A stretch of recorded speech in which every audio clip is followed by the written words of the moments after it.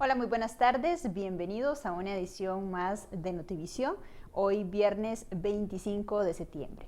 Vamos a iniciar de inmediato con el detalle de las informaciones sobre los casos que reportaron hoy las autoridades de salud en conferencia de prensa sobre los datos de COVID-19. Para este día se reportan 1.357 nuevos casos, lo que ya nos dejaría un total de 70.816 casos confirmados en nuestro país. De los casos que se reportaron para este día, 1.133 se realizaron por medio de la prueba PCR y 224 por medio de nexo epidemiológico. Los activos, por su parte, llegan hoy a 42.981, mientras que los recuperados ya son 27.023 personas. Para este día se suman 469 recuperados. Los fallecidos, por su parte, llegan ya a 812. Se reportan en estas últimas 24 horas 17 lamentables fallecimientos. Del total de los fallecidos que tenemos hoy, 497 son hombres y 315 mujeres. Vamos a ver también los datos generales para este día, porque se han descartado un total de 129.114 personas y se han realizado 213.404 muestras totales. Los hospitalizados llegan hoy a 595, bajan 15 personas que ya no están hospitalizadas o que han fallecido, mientras que en cuidados intensivos reportan 237 personas. Vamos a ver también la demografía. San José, el cantón de San José es el que reporta más casos de COVID-19 con 13.358 casos confirmados. Desamparados, por su parte, tiene un reporte de 5.370 confirmados. Alajuela de 4.930, Alajuelita con 3.502, Heredia con 3.115 y Goicoechea con 2.302 casos confirmados. Los nacionales ya llegan a una cifra de 57.546 que han tenido COVID y los extranjeros 13.270. Los adultos, por su parte, hoy ya reportan 60.075. Los adultos mayores, 4.734 y los menores de edad, 5.891. Vamos a ver los recuperados. Como les decía anteriormente, para este día se reportan 469 recuperados. Del total que tenemos hasta el momento de los recuperados, 12.732 son mujeres, 14.291 son hombres, mientras que los adultos que se han recuperado de este virus llegan hoy a 23.011, los adultos mayores 1.411 y los menores de edad 2.536 han logrado salir de este virus, afortunadamente. Vamos a ver la evolución de los casos. Hoy nos encontramos en el día 204 desde que se dio el primer caso de COVID-19. El promedio de recuperados hasta este día es de 146 por día y el promedio de casos diarios es de 343. Vamos a ver también la cobertura y los 9 cantones de nuestra región, cómo se están comportando debido al virus. Hay un total de casos confirmados de 7.752. De ellos, 5.172 se encuentran activos en este momento y se han recuperado 2.481 personas. Los fallecidos llegan ya a 99.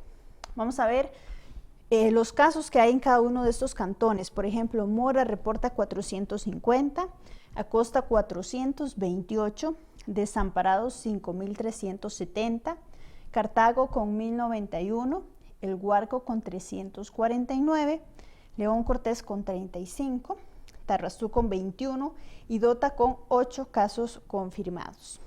Vamos a ver también las alertas de estos 9 cantones. Como lo vemos en imágenes, tenemos que Mora, Cartago, El Guarco, León Cortés, Tarrazú y Dota se encuentran en alerta amarilla. Mientras tanto, Acosta, Acerrí y Desamparados están en alerta naranja. Vamos a ver también el detalle de los fallecidos. El promedio se mantiene en 69, como lo hemos dado durante estos días. San José reporta 188 fallecidos, Desamparados 75, Alajuela 48, Alajuelita 42, al igual que Heredia. Goicoechea reporta 37 fallecimientos, Tibás 31, Curridabat 23, La Unión 22 y Escazú 21 personas fallecidas para este día. Ese es el reporte que tenemos por el momento de casos COVID-19. Y bueno, hoy en conferencia de prensa dieron una noticia donde nuestro país está adhiriendo a un mecanismo para obtener una vacuna contra el COVID-19. Esta vacuna sería para 1 millón de personas. Veamos. Costa Rica firmó el día de ayer y envió a Ginebra el documento vinculante para que Costa Rica asegure su participación en el mecanismo COVAX. ¿Qué es COVAX?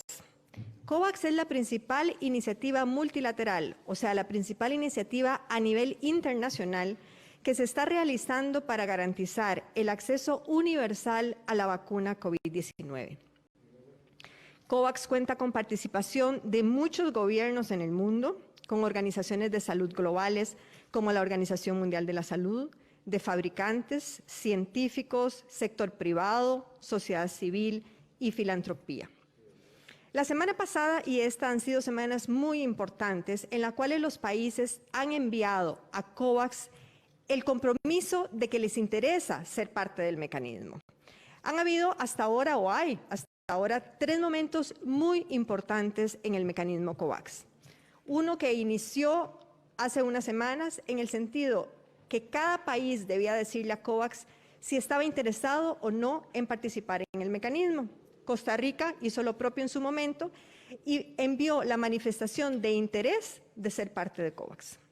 La segunda parte es la que se realizaba la semana pasada y esta semana, y Costa Rica lo hizo ayer, que es de enviar un documento vinculante, un documento firmado por Costa Rica, en el cual aseguramos nuestro interés y nuestras obligaciones de participar en el mecanismo. Y una tercera fase que tendrá como límite el 9 de octubre y es enviar el dinero de adelanto del monto de vacunas que se han pedido en esta oportunidad. Este es un mecanismo internacional multilateral, como les decía, de cooperación internacional, que lo que busca es generar beneficios concretos a las poblaciones, permitiendo el acceso a la vacuna. La idea internacional es unir los recursos financieros y científicos que permitan el acceso a los diferentes desarrollos de vacunas. Es permitir un acceso a las vacunas a la mayor cantidad de gente posible, disminuyendo el riesgo del fallo científico de algún desarrollador. ¿Por qué? Porque ahora que se acabó el plazo para que los países digan si quieren o no quieren pertenecer a COVAX, Costa Rica ya dijo que sí, entonces COVAX empieza las negociaciones con los desarrolladores para garantizar el acceso a las vacunas a la mayor cantidad de población posible a nivel global, a efecto de poder contar con las vacunas para el año entrante. Entonces, Costa Rica ya garantizó que le interesa pertenecer a COVAX, ya envió el documento vinculante en el cual se obliga a ser parte de COVAX en las obligaciones financieras y otro tipo de obligaciones para poder tener acceso a la vacuna el año entrante. Varias instituciones destinan 200 millones de colones en proyectos ganaderos para mejorar la eficiencia y la ecocompetitividad.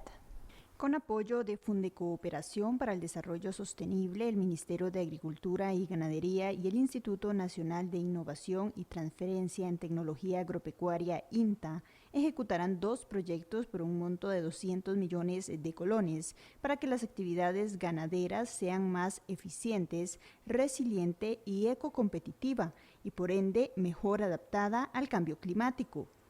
Los fondos provienen del programa Adaptados Más, que es financiado por el Fondo de Adaptación con la colaboración de la Dirección de Cambio Climático, el Ministerio de Ambiente y Energía y el Ministerio de Agricultura y Ganadería.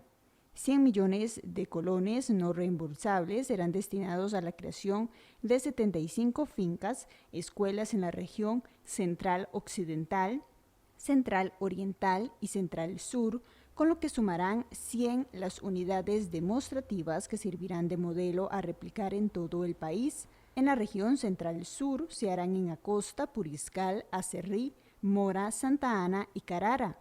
Los otros 100 millones de colones serán utilizados en un segundo proyecto para impulsar el mejoramiento genético en los hatos ganaderos en alturas menores a los 1.400 metros sobre el nivel del mar, con razas adaptadas a condiciones más secas y mejorar el hato bufalino del país. Ambos proyectos estarán iniciados en el mes de octubre de este 2020.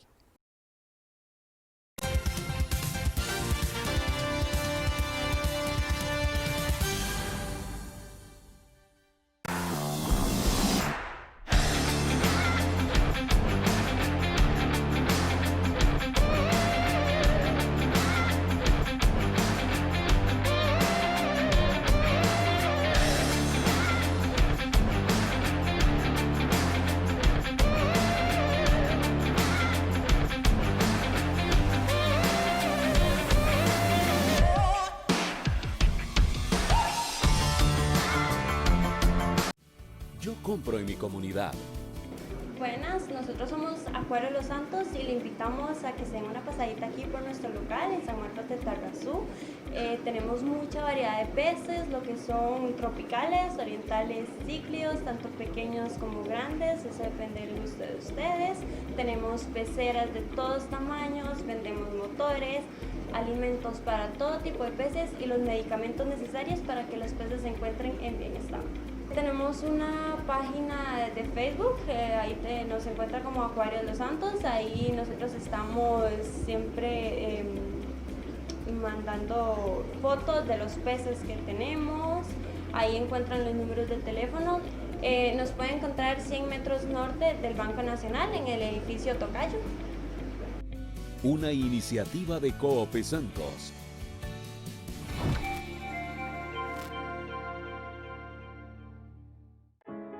Venía con 4 yuntas de olla a entregar café.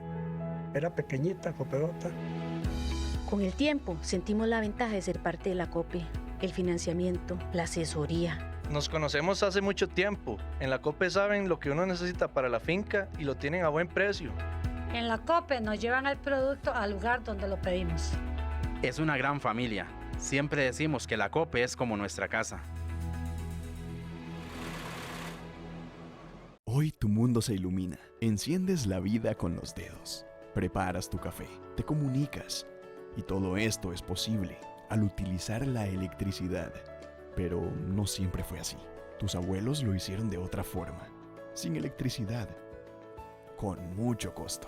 Y un poco más lento. Pero tuvieron la visión de mejorar su futuro, que hoy es tu presente. Con su visión y esfuerzo, nos heredaron comunidades con energía, con trabajo y bienestar. Nos heredaron el valor de la energía. Coop Santos. Juntos podemos.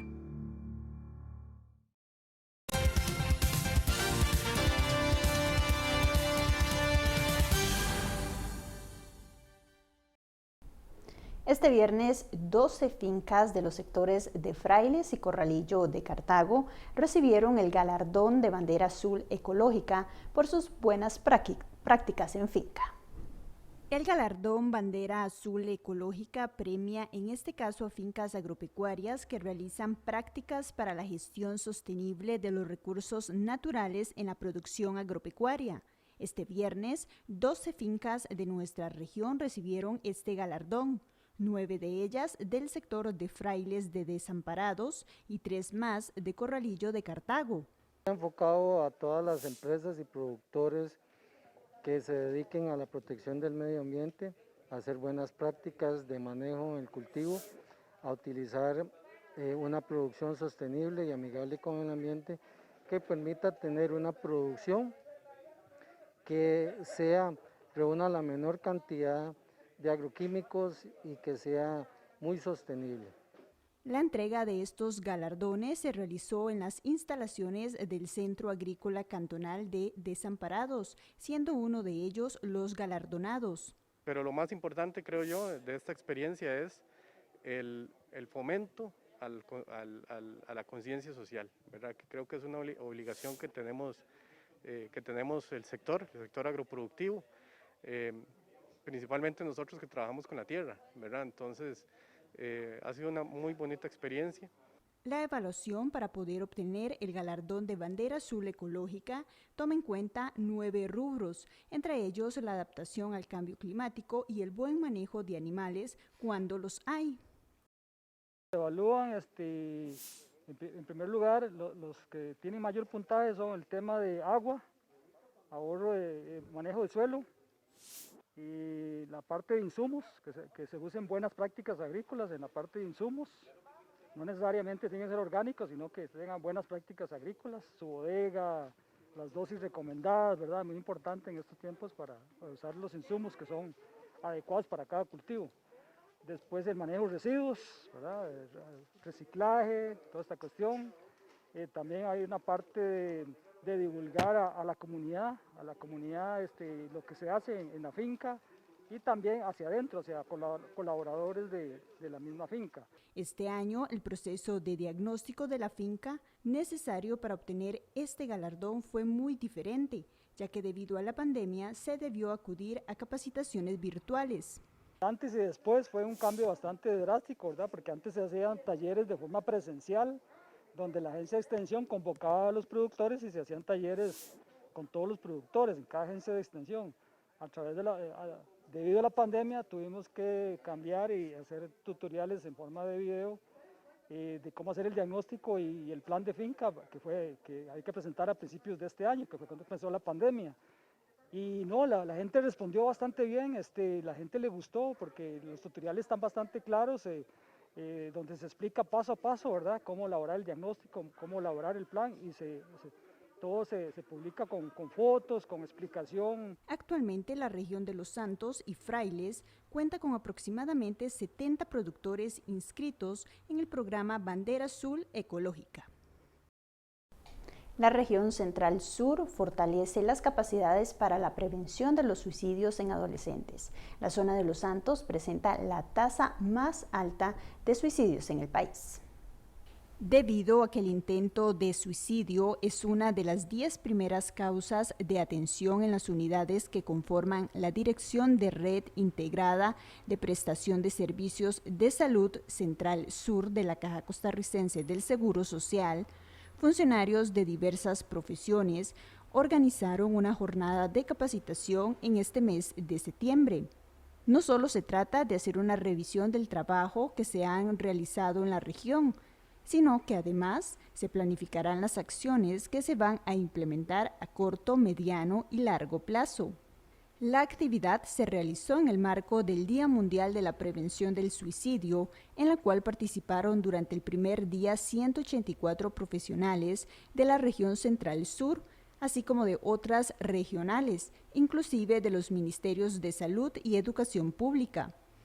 De acuerdo con datos de la región Central Sur, en el 2019 se registraron 119 suicidios, cuya tasa más alta la registró el área de salud Los Santos, 1.50 por cada 10.000 habitantes. Luego le sigue el área de salud El Guarco, con 1.45 por cada 10.000 habitantes. Puriscal y Turrubares, con 1.19 por cada 10.000 habitantes. Y en cuarto lugar, Cartago, con 1.03 por cada 10.000 habitantes. Según datos de Vigilancia de la Salud del Ministerio de Salud, la tasa nacional de suicidios en Costa Rica pasó de 6.4 en el 2017 a 7.2 por cada 100.000 habitantes en el 2018, es decir, fueron 361 personas. Si bien Costa Rica registra tasas de mortalidad por suicidio menor a 1, sin embargo, es el segundo país con más suicidios de Centroamérica, solo superado por El Salvador. La frontera aérea de Costa Rica abre para turistas de México y Ohio a partir del próximo 1 de octubre. Ciudadanos y residentes de México, tercer mercado generador de turistas para Costa Rica, podrán visitar el país ingresando por la vía aérea a partir del 1 de octubre, siempre y cuando cumplan con los requisitos migratorios ampliamente divulgados y conocidos. El mecanismo gradual que hemos seguido permite poner todos los procedimientos a prueba. Es una especie de laboratorio, de prueba piloto para poner todo a prueba, y quiero reportar que al día de hoy no hay personas que hayan ingresado al país con el contagio del virus y no tenemos reportes de que las personas que han ingresado al país como turistas desde el 1 de agosto hayan contraído el contagio del virus. Con lo cual podemos decir que la prueba da como resultado que los protocolos internacionales de aeropuertos, de aerolíneas y en las empresas turísticas en Costa Rica han sido adoptados de manera muy exhaustiva y muy exitosa. También podrán ingresar turistas jamaiquinos y se reconforma la autorización para residentes de California. Además, se agrega Ohio a la lista de estados de los Estados Unidos de América habilitados a visitar el territorio nacional a partir del próximo mes. México es un mercado que genera al año más de 90,000 visitantes, con lo cual es el tercer país generador de turistas para Costa Rica. El primero es Estados Unidos, el segundo es Canadá y el tercero es México. Para ser exactos, en el año 2019 recibimos 97,173 visitantes de México por todas las vías de ingreso. Se trata de un mercado cercano. Los vuelos directos entre Costa Rica y México son de un poquito más de 3 horas y dependiendo de las conexiones de 4 horas. Hay una excelente, o al menos antes de la pandemia había una excelente conectividad aérea entre México y Costa Rica. Al menos 3 aerolíneas sirven estos dos países de forma directa, como Aeroméxico, Interjet y Volaris, y hay otras aerolíneas que tienen conexión entre los dos países de manera indirecta, como Avianca y Copa. En cuanto a Jamaica, en el 2019 nos visitaron 1,180 turistas provenientes de este país. Al día de hoy, quedan habilitados gradualmente 21 estados de Estados Unidos que tienen actualmente una condición epidemiológica similar o de menor nivel de contagio a la de Costa Rica.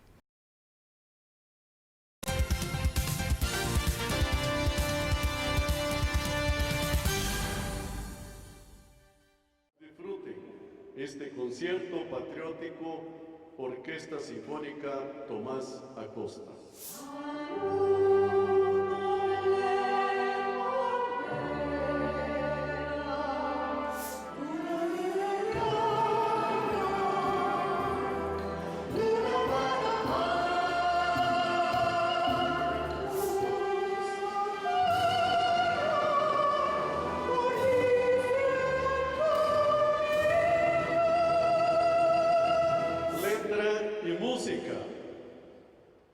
Del maestro Carlos Mesén López.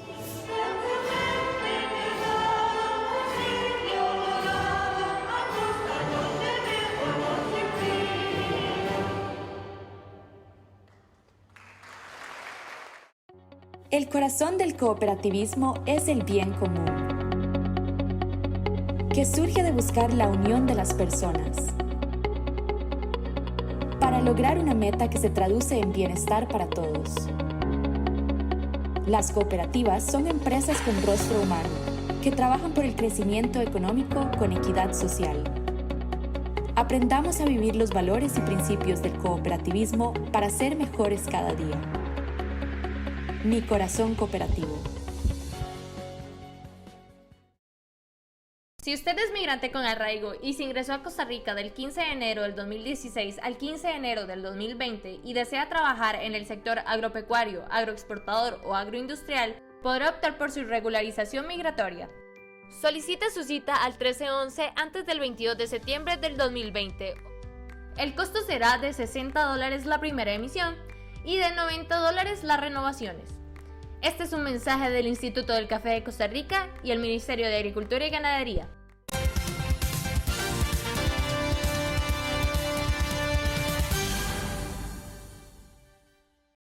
Continuamos con más información. Europa se prepara para enfrentar la segunda ola del COVID-19 mientras los contagios aumentan y el invierno acecha. En el siguiente especial de DW.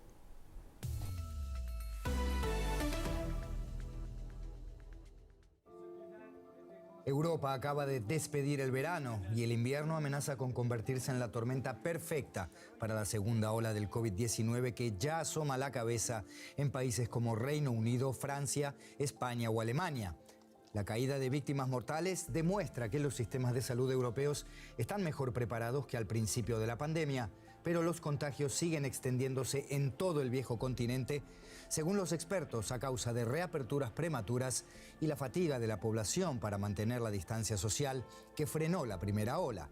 Los líderes europeos enfrentan difíciles decisiones para proteger a su población sin agravar aún más la crisis económica, pero hasta los jefes de gobierno que más resistieron al principio las medidas de confinamiento llaman ahora a respetarlas a rajatabla.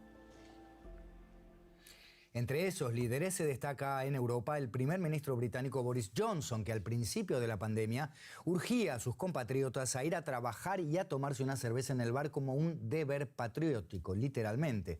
Reino Unido acaba de quebrar su récord de contagios diarios con más de 6.600 nuevos casos. La Agencia Oficial de Estadística en Londres estima que en la segunda semana de septiembre superaron ya los 9.000. Johnson se ha visto obligado a endurecer las restricciones para no repetir el triste récord de la primera ola, cuando bajo su gestión también criticada dentro y fuera del país, Reino Unido tuvo más muertos por COVID-19 que cualquier otro país de Europa. El verano se despide y en el Reino Unido hay cierto pesimismo. Crece el número de contagios y con ello un segundo confinamiento parece más probable.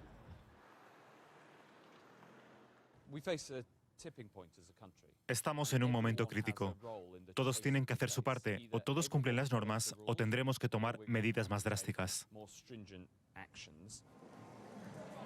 A partir de este mes, quienes hayan dado positivo de coronavirus serán sancionados si incumplen la cuarentena.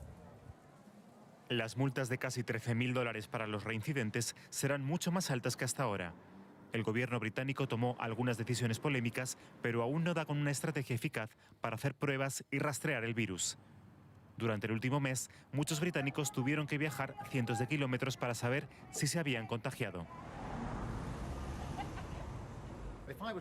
Si fuera el primer ministro, me disculparía por el desastre con los tests.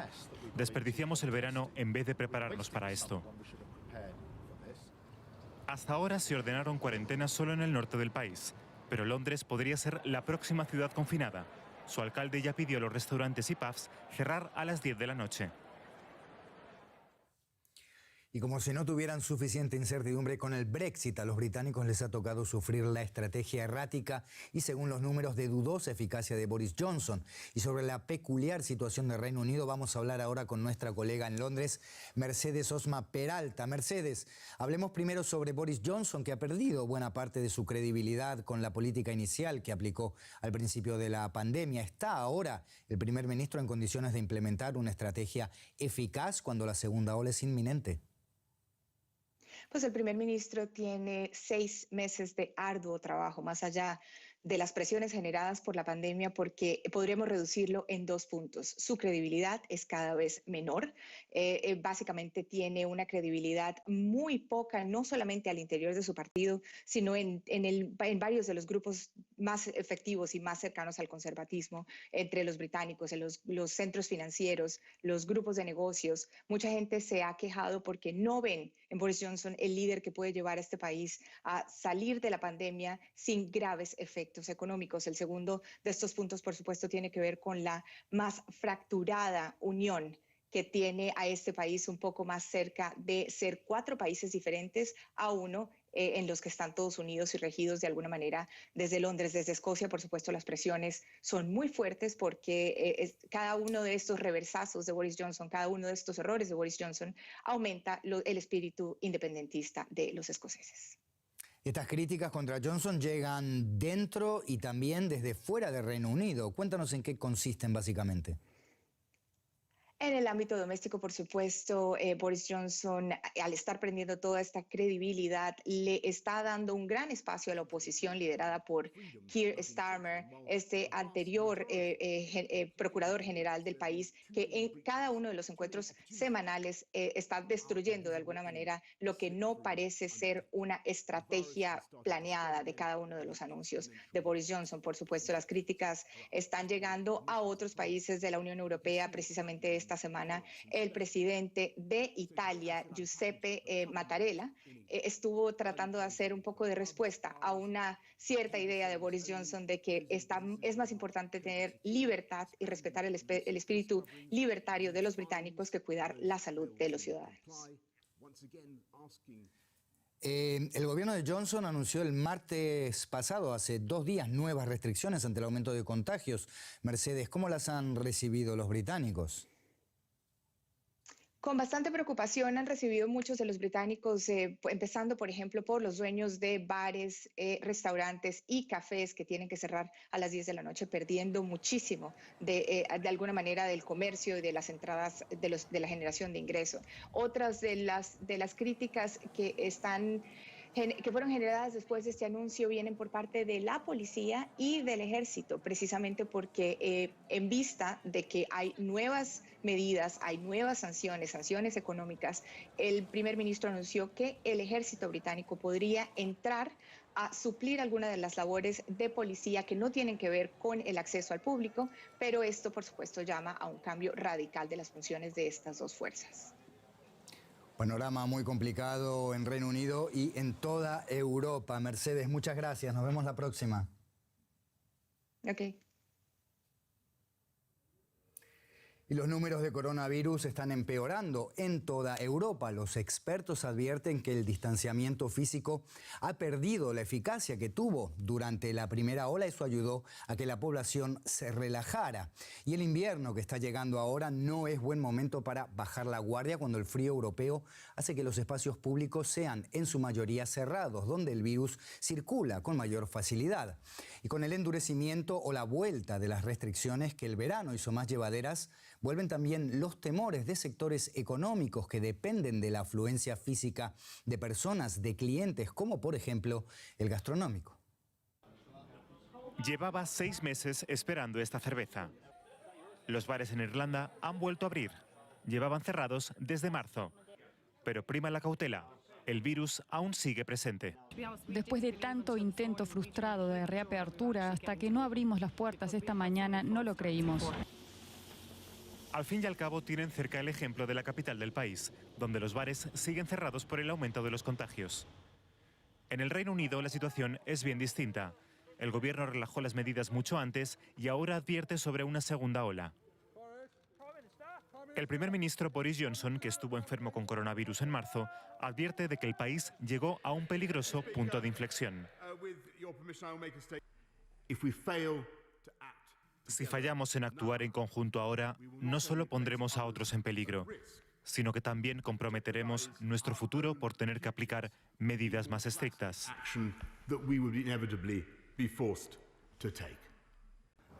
Esta semana entraron en vigor nuevas restricciones al horario de apertura de los bares.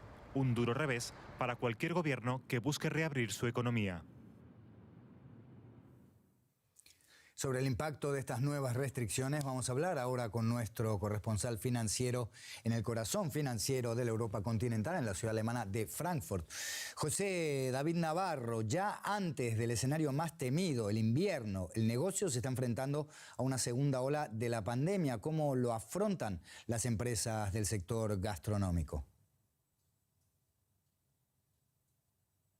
Muchas dificultades, como tú antes decías, al cerrar los espacios al aire libre, por ejemplo aquí en Alemania, donde en la calle hace mucho frío durante el invierno, pues el negocio se enfrenta a un reto bastante importante sobre el cual todavía no hay una estrategia bastante definida.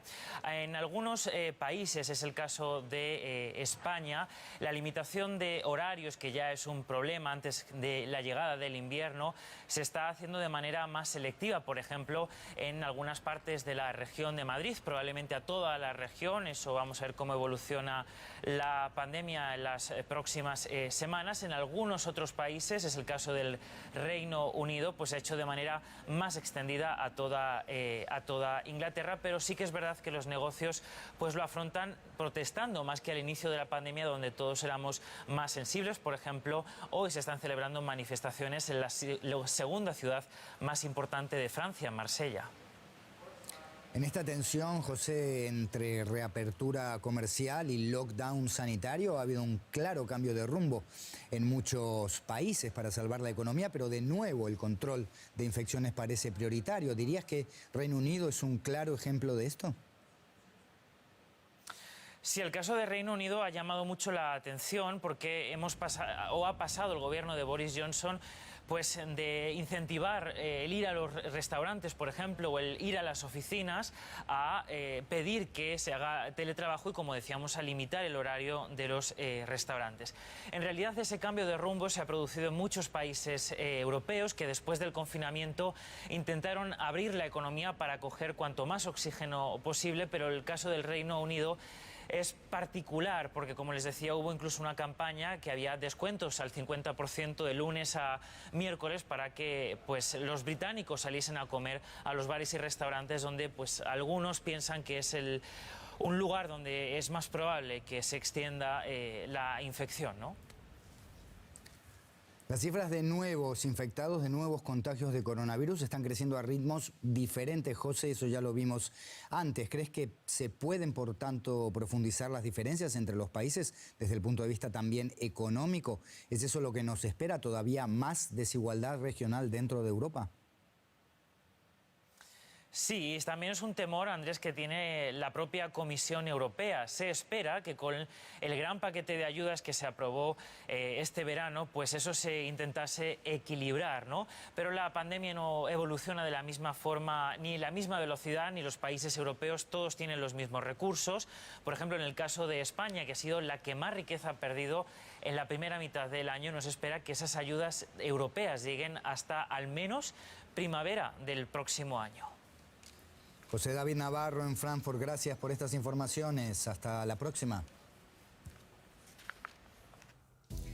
Mucha expectativa también en España, donde la Comunidad de Madrid está esperando los resultados que tendrá este lunes sobre el ritmo de contagios de esta semana para decidir si hace caso o no al Ministerio de Sanidad español, que le ha recomendado con fuertes palabras cerrar completamente la capital. Esto fue el especial de coronavirus de Deutsche Welle. Nos vemos la próxima.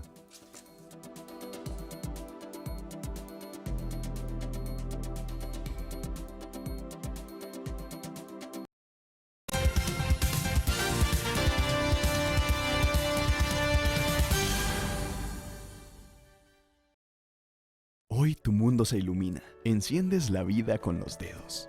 Preparas tu café, te comunicas. Y todo esto es posible al utilizar la electricidad. Pero no siempre fue así.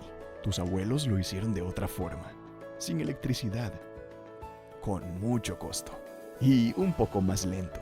Pero tuvieron la visión de mejorar su futuro. Que hoy es tu presente. Con su visión y esfuerzo, nos heredaron comunidades con energía, con trabajo y bienestar. Nos heredaron el valor de la energía. Cope Santos. Juntos podemos. Canal Alta Visión está en Facebook. También en Twitter. Suscríbase a nuestro canal de YouTube.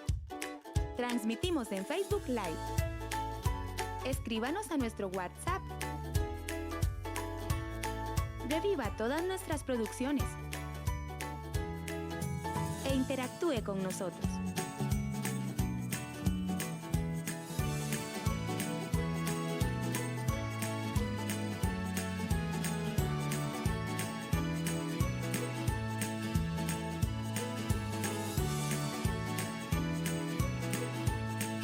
Altavisión, televisión de altura.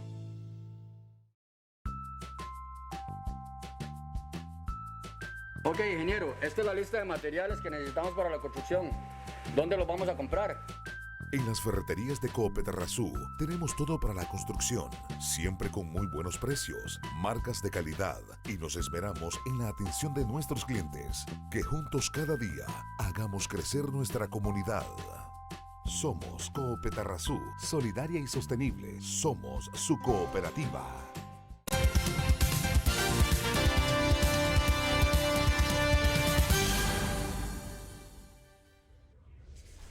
Continuamos con más información. Un informe de la Organización Mundial del Trabajo confirma lo que ya muchos saben.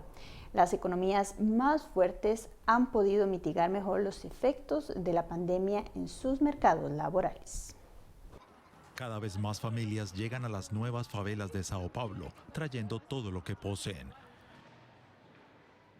Gilmar González Chávez construye una chabola temporal para su familia.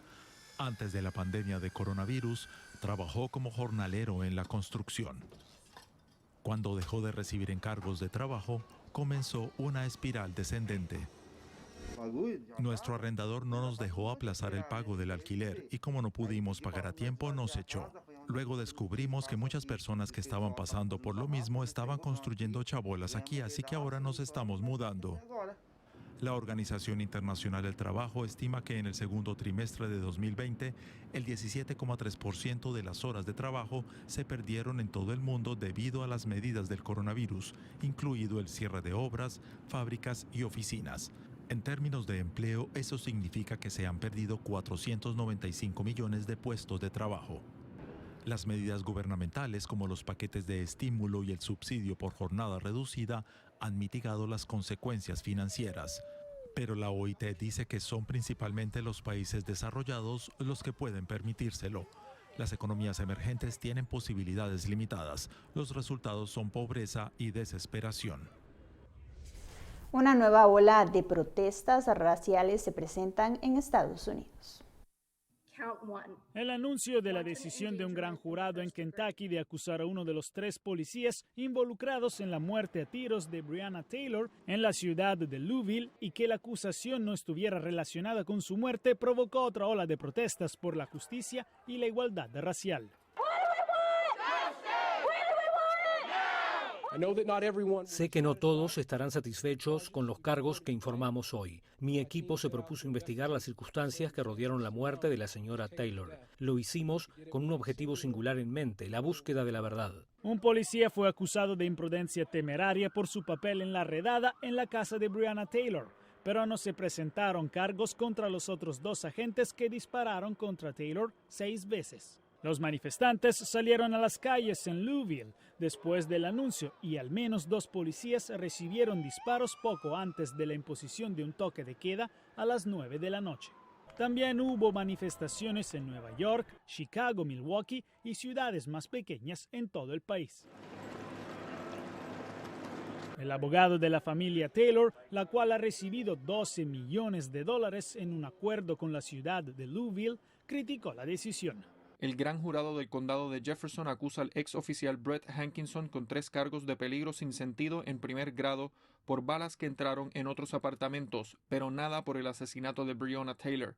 Esto es indignante y ofensivo. Los manifestantes pidieron que los 3 agentes, todos blancos, rindan cuentas por la muerte de Taylor ocurrida en marzo de este año. Los agentes hicieron un total de 32 tiros después de que irrumpieron en su apartamento con una orden judicial que les permitía no golpear. Los candidatos presidenciales respondieron a la noticia. El presidente Trump elogió el trabajo de la Fiscalía de Kentucky, mientras Joe Biden invitó a los manifestantes a protestar solo pacíficamente. Jacopo Luzzi, Voz de América.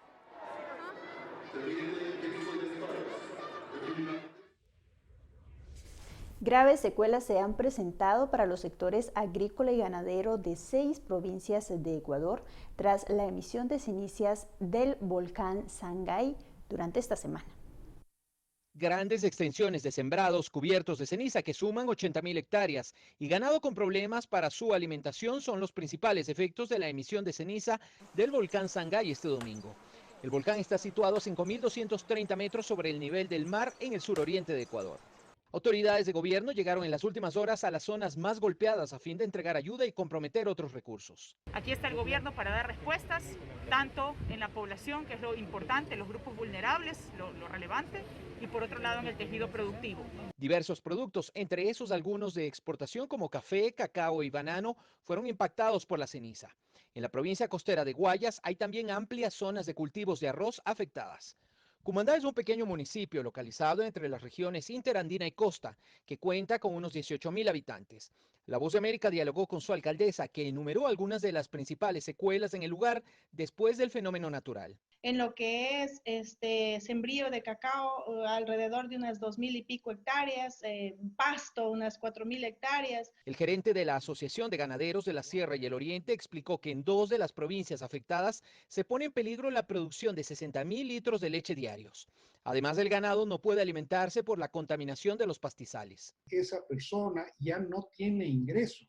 Esa persona vivía de la producción de leche o de algo de producción agrícola y de pronto se quedó sin ingresos, y eso sí es un drama tremendo. La emisión de ceniza, que también obligó a una breve suspensión de las operaciones aéreas del domingo, constituye un problema adicional para importantes sectores de la economía ecuatoriana, fuertemente golpeada por el avance del COVID-19. Néstor Aguilera, Voz de América, Quito.